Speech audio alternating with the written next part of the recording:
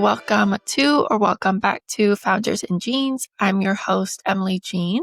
And before we get into the episode, I just want to say a huge thank you so much for listening to my podcast. I also wanted to say that if you enjoy the show, feel free to leave a review on Spotify or Apple, wherever you're listening to this, and also to follow us.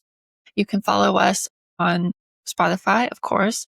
You can follow us on Instagram at Founders in Jeans. You can also find me on Instagram at emily.jeans, or you can look me up on LinkedIn. I'm always happy to connect with people on there, and I have a lot of good conversations from listeners. Also, you can always leave a bad review for us. I'm totally fine with that. And in fact, I think that's exciting. I would love to know what we can do to improve. So you can also leave comments below and let me know what you enjoyed, what you didn't enjoy. I actually do read every single one. We also have a newsletter that comes out once a week, so you can get all the updates from us. We also put in some weekly business and marketing updates in there, as well as some personal notes from me. You can subscribe to that on my LinkedIn, also through the Instagram and in the show notes below. I'm so excited for you to listen to this episode. I hope it's a good one, and I'll chat to you soon. Well, then, Shellee Howard of College Ready, thank you for joining me on Founders in Jeans today. I'm so excited to chat to you. For people who don't know you and haven't heard of you yet, can you give a little bit of a background about yourself? Absolutely. Thank you so much for having me. And I can't wait to give your listeners some massive value.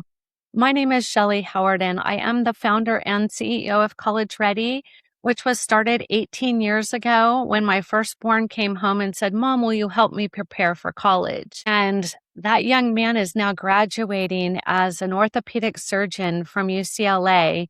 And so it seems like just a blink of an eye was he just in preschool, and now he's off and getting married. Like, where did the time go? But College Ready was really founded because we wanted something different than what we were seeing. And that is, we wanted to start with the student first and the university second. Most people want to jump right to, where do you want to go to college? I want to know, who are you? What matters to you? And what is a good fit for your career? So it's a little different thinking, but I'm excited to share with your listeners how that works. And I am so excited to have this conversation with you. I have so many questions. And like I just mentioned before, I actually signed up for the College Ready emails a few years ago when I was first going into my undergrad. So this feels like a very close to home experience. I want to kind of go back a little bit. I want to ask you how you first got interested in college admissions and debt-free education. I know you just said that your son wanted to get college ready. Did it start there, or tell me about the background there. So it's a long story, and I'll give you the condensed version. My son came home in 8th grade and said, "Mom, I know exactly what I want to do." And I'm like, "Well, I changed my major 5 times. What do you want to do?" And he says, "I want to be a brain surgeon, and I want to go to one of those Ivy things. Can you help me?" And it was so innocent and so wonderful. And, "Oh, yeah, of course, no problem." And then he walked away, and I thought, how am I going to do that? So I started with this high school counselor. Unfortunately, that didn't go so well. They were trying to talk him out of being a doctor because they don't make money anymore. So we figured we were on our own. I did end up going back to school, getting my master's, and then going back to school and becoming a certified independent college strategist, in where I put together a strategy for my firstborn to navigate this process. Here's the fun part. When he applied to 12 schools, got into 11, got a full ride to 7, got a full ride to USC, and Harvard matched it. So he got to go to Harvard without us having to pay a dime, and then went on to UC San Diego Medical School, and then on to and finishing at UCLA orthopedic surgery. So he went from brain surgery to knee and hip, but he's still a surgeon. That is incredible and such a unique experience. So many people are not having that experience when applying to colleges now, but especially a few years ago. So, was there a moment? It said you worked with this counselor. You said you worked with this counselor and you weren't really excited about the process. So, was there a moment outside of that where you realized there was a pattern there where you saw, okay, this is something that is a pain point that many parents are looking to fill? Absolutely. It actually happened at his high school graduation. He was giving the salutatorian speech, and I was lucky. I got to sit in the front row because of how he earned it. And a young man sitting next to me leans over and goes, "Dude, I didn't even know that kid was smart." And I'm thinking, wow. One, I've never been called dude, but two, nobody recognized that he was an Ivy League student. He came from a large public school where they had never had an Ivy League student in 25 years of the school Mm, being open. And so I realized why. And it's because, unfortunately, the high school really didn't know how to do it. They weren't encouraging it. And the students didn't know what to do. And so they didn't do anything. And so if my mm, son hadn't requested my support and then actually listened to what I suggested and did it, he would have been just like any other student from that school.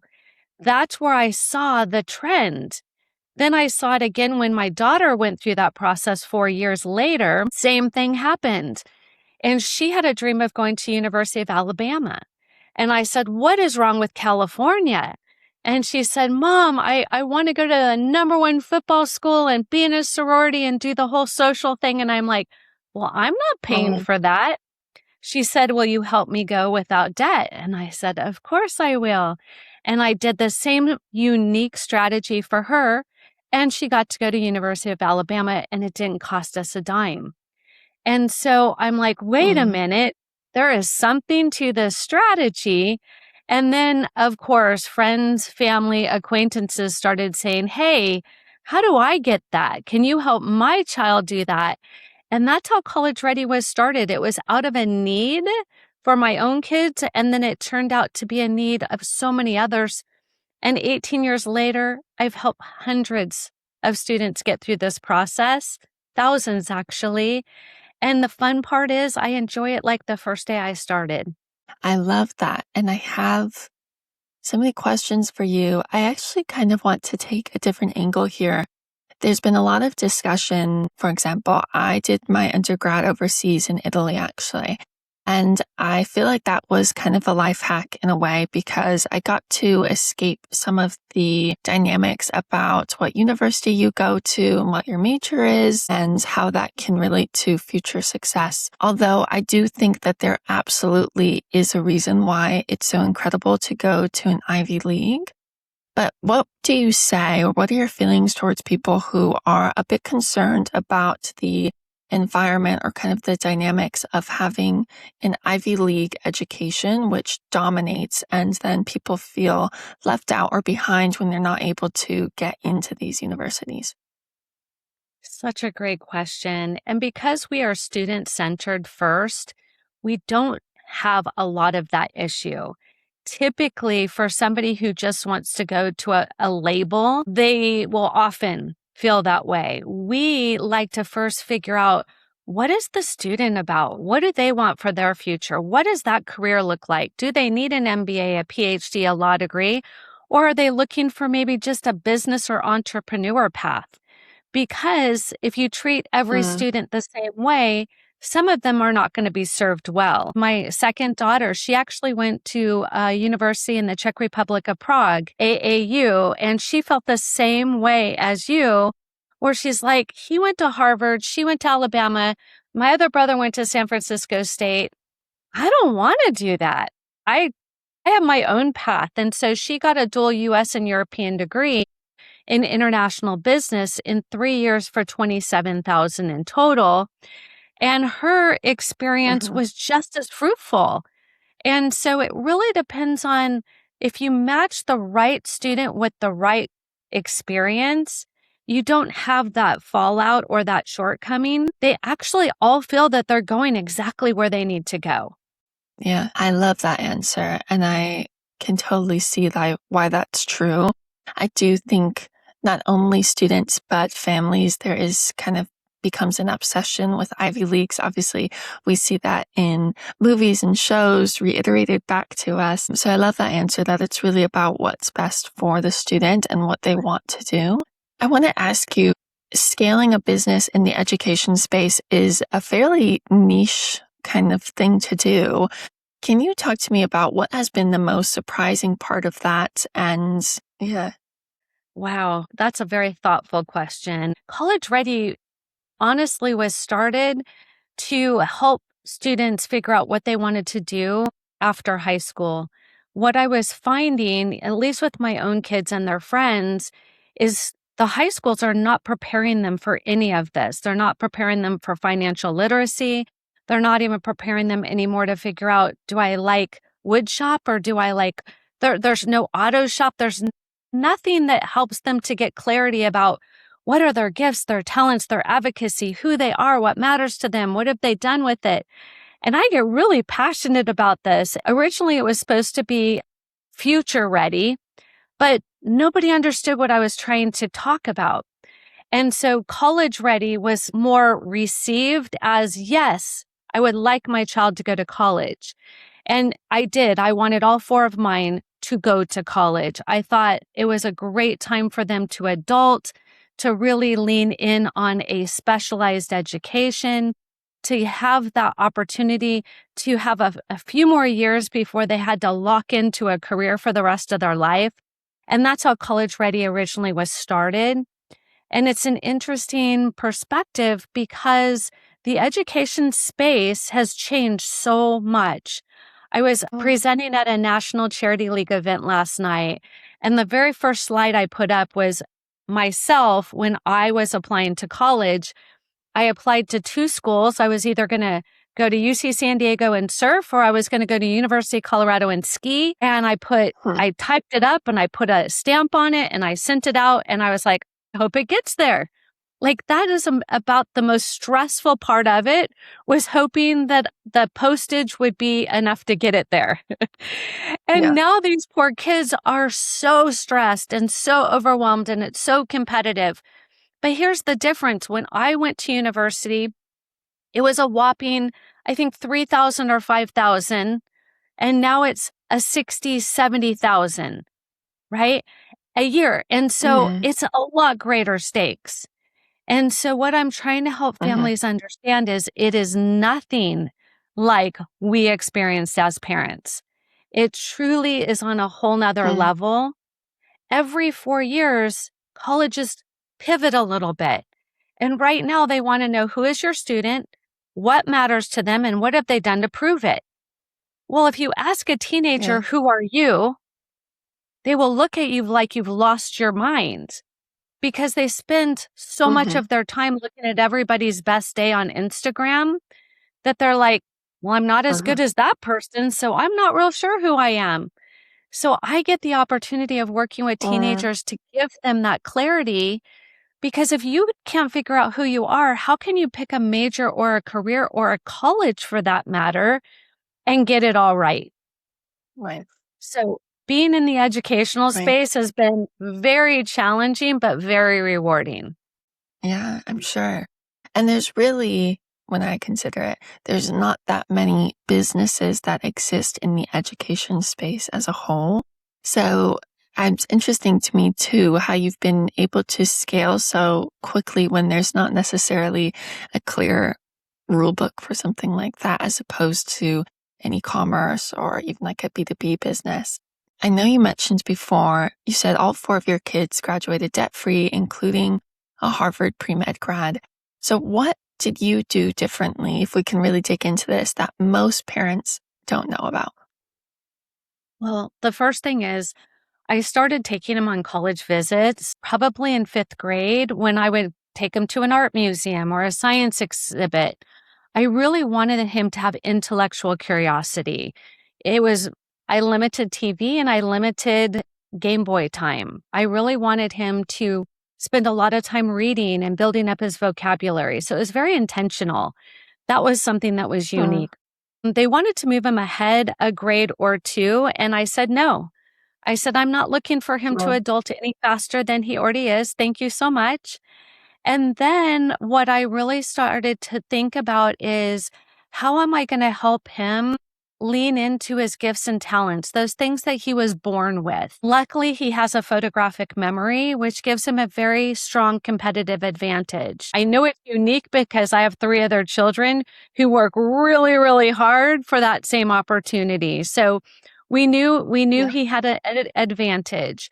Then we had to think about what was life going to look like for him as an adult. So by the time he was in 5th, 6th grade, we were already talking about, did he want to be in a research lab? Did he want to sit in an office? Did he want Um, to be outside every day? And he got clarity really strong about 8th grade that he wanted to serve. Whatever he was going to do, he wanted to serve his community. And I'm thinking, is that a school teacher? We still weren't really clear on how he was going to serve until he came home and said, I've decided I want to be a brain surgeon. And then I started worrying, does he really want to go to school for that long? Does he really want to take on debt? Is he doing it for the um, DR in front of his name, or is he really going to do it to change lives? And so his junior year, him and we went to Kenya, Africa, and we served in the slums of Mathare. And we learned um, very early on that he has the biggest heart for those who cannot care for themselves. And within a um, day, he was making that free clinic something amazing. He was working with families who had nothing to give him and really just leaning in. And I knew in that moment that he was meant to be a change maker in serving his community. And so by really starting young and helping him to see he was a natural born leader, people just followed him. And so I would tell him mhm. early on, wow, did you see what happened? Like they just followed you. You didn't have to convince them. It wasn't a difficult thing. You have a gift of leadership. You need to lean into that. And so he was Oh, freshman class president, sophomore class vice president, junior class president, ASB president. Those are all things that Ivy Leagues are looking for. So um, how did I do it? I really helped him get clear about what was unique and special about him and then really capitalize on it, build his strategy around those things. That's what really set yeah. him apart. It sounds like, too, you have also been good at that yourself. I think it sounds like you've been able to take your expertise and, like I mentioned before, turn it into somewhat of a niche business. What advice would you give to someone who has expertise but isn't sure how to turn it into a business that can serve people at such a scale? The first thing is go and do it. That's the first thing I would Mm, tell them. And guess what? It's okay to fail. I just want to let mm, every listener out there know I have failed forward more times than I have fingers to count. I was mhm. raised by 2 entrepreneurs and I watched them fail forward a lot. Neither went Right. to college and they're self-made millionaires because Mm, not everybody is meant to start their own business. Let's be honest. There are some people who truly just want to be told what to do. Both of my children told me straight up they will never do what I do. And that's why they went into medicine because they wanted stability of paycheck, of mm, job security. And so I tell people it's not for everyone, but I hold a meeting once a month for young adults, teenagers who think they want to go into business. And I mhm. help them build businesses. I'm like, don't wait. Don't dream about it. Let's go do it. And you'll know very quickly, yes or no, you have what it takes, the tenacity, the determination, the ability to wear so Mm, many hats. Go and do it. That's the best thing I can tell you. I tell my students all the time, a great idea is just an idea if you do nothing about it. yeah.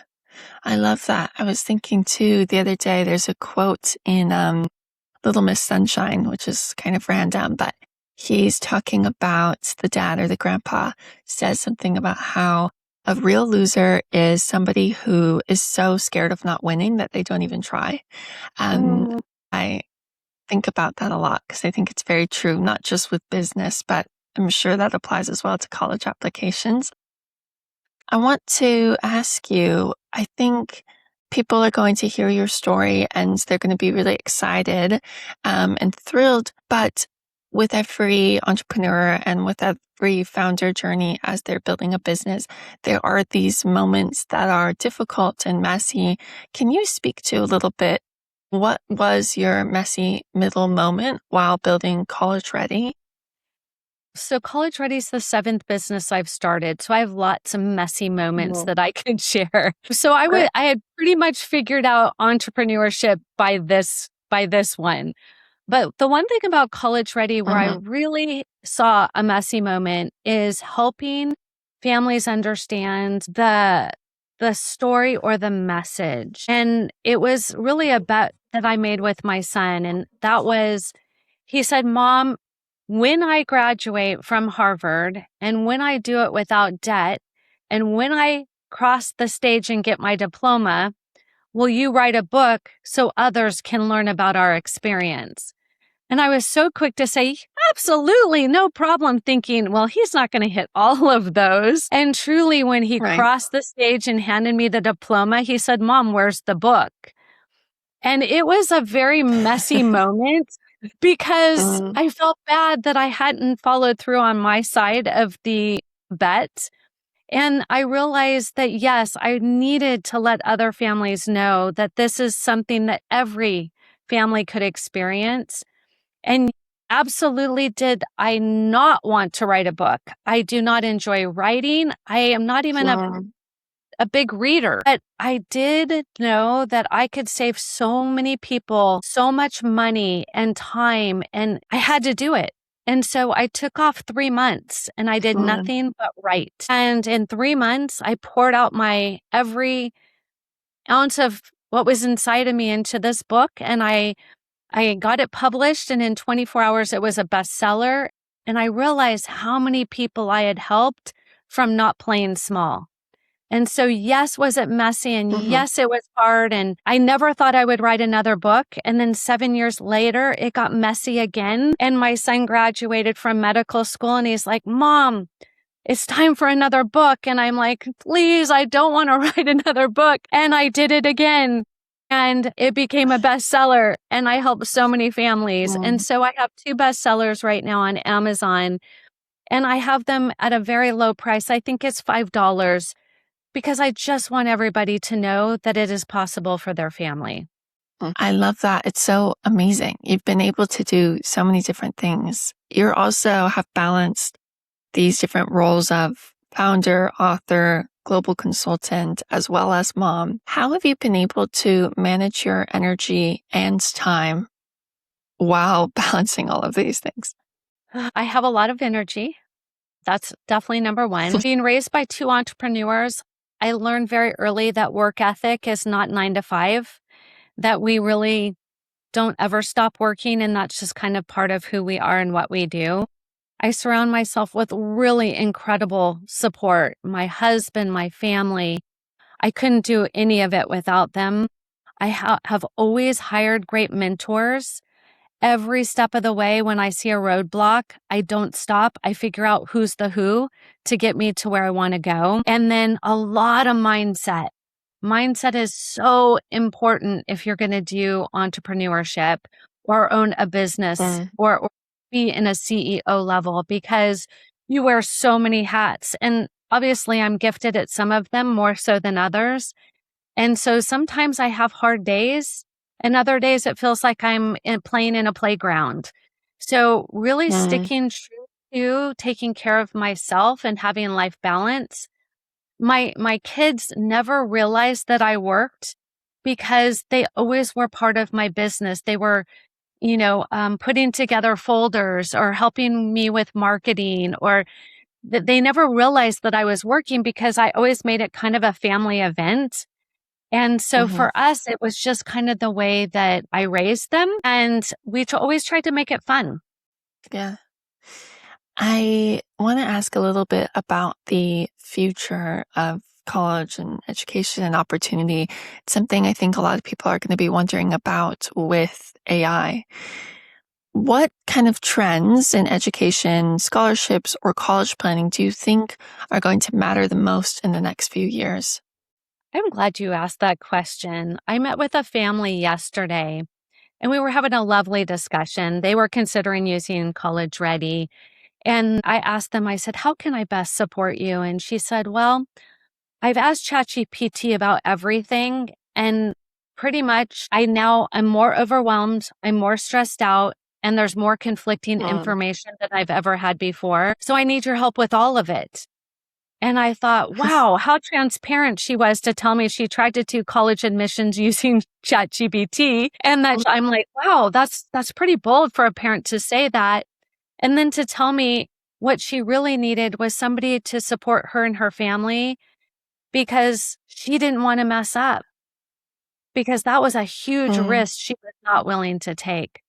As far as what I see for my students, last year was the first year ChatGPT really came into play when it came to college admission. And I had yeah. to send 25 essays back to my students because I caught them using AI. Oh my. Colleges are not looking for students who know how to use AI. They're looking for students who have intellectual curiosity, who want to come Mm, and get educated to be able to lead the next generation into the future. 'Cause AI, I'm not an AI hater. I'm not. But it needs to be put in the right context. For a student who wants to put together bullet points or get a thought process moving, brainstorming, some really great techniques. But don't think for mm-hmm, a hot second, we don't all know that you're using AI. Colleges mm-hmm, now have AI checkers, as we do as a college consultant. And even if they use Grammarly, we know it's been touched by AI. And that is going to put you mm, in the I don't think so pile. And so if you don't want to go in that pile, I suggest while you're applying to college, take all AI off your computer that you're going to be using. Don't let it possibly infect. Don't put it in Google Drive. Don't put it mm-hmm, somewhere where it's going to get touched by AI. I know it's accidentally is what we're thinking, but are you willing to take that chance? mm-hmm, Absolutely not. mm-hmm. So be wise. Yeah. Don't think you're going to outsmart college. Trust me, they've seen and heard it all.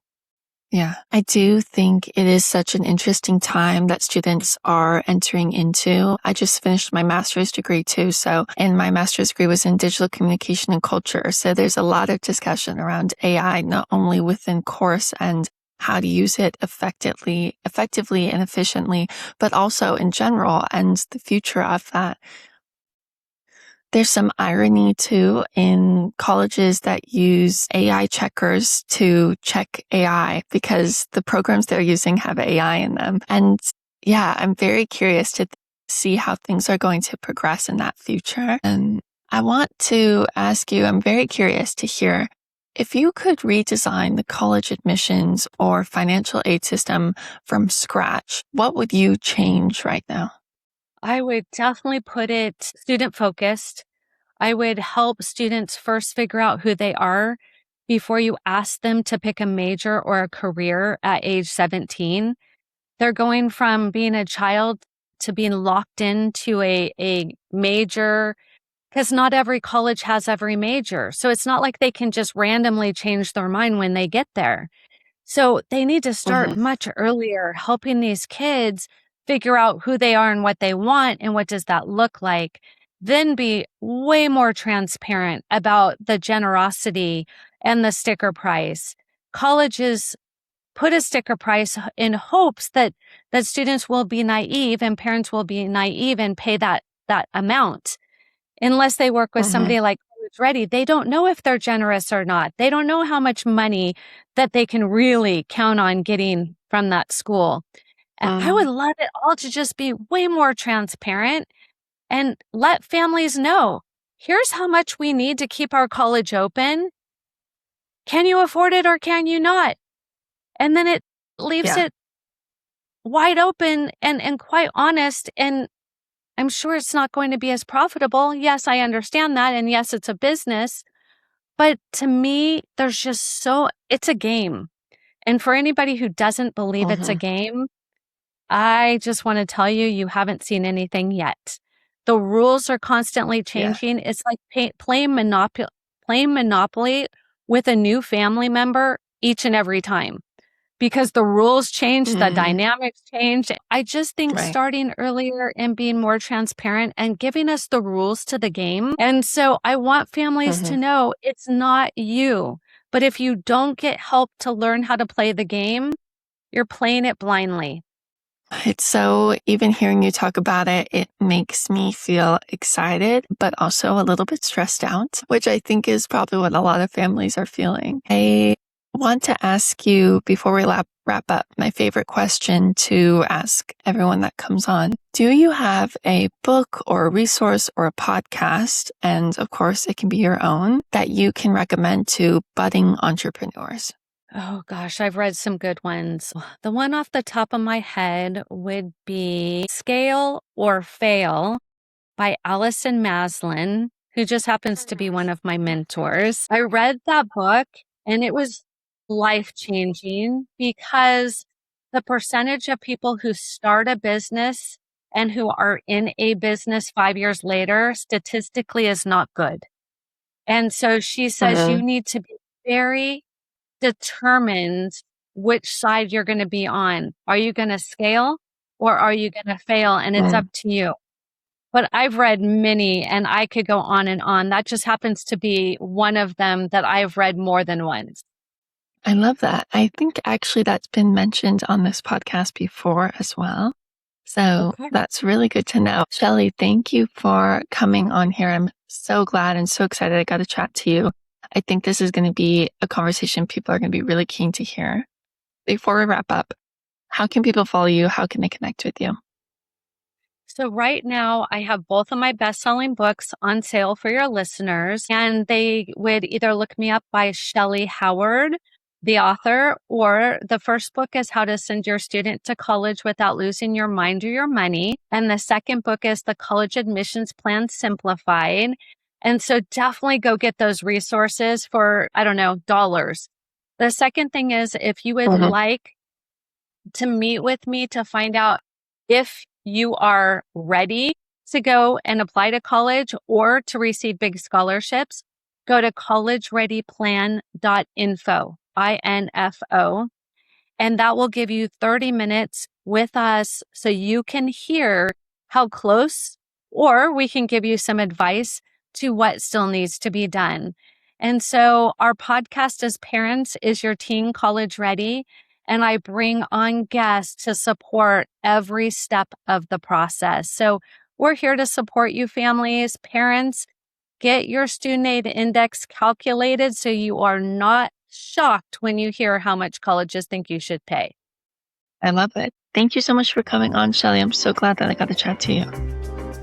It has been my pleasure. Thank you for having me.